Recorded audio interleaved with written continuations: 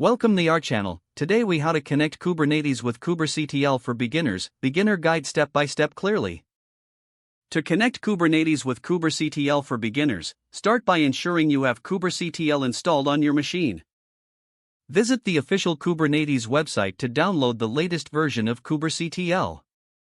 Follow the installation instructions specific to your operating system.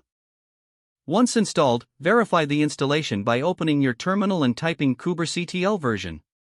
You should see version details for both the client and the server. Next, you'll need access to a Kubernetes cluster.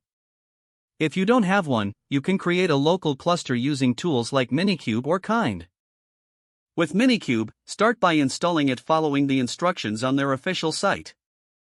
Once installed, start Minikube by running Minikube start in your terminal.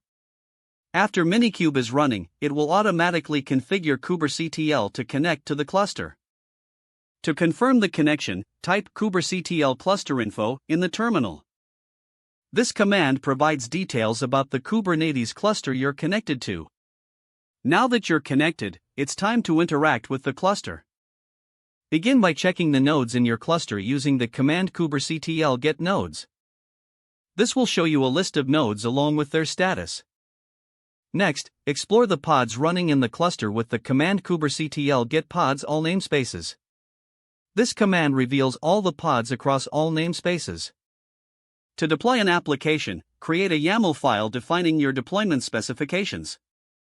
For example, create a file called deployment.yaml that specifies the container image and replicas. Apply the deployment using the command kubectl applyf deployment.yaml. You'll see a message confirming that the deployment is created. To check the status of your deployment, use the command kubectl get deployments. You can also view detailed information about any specific deployment with kubectl describe deployment name. To access your application, you may need to expose it via a service.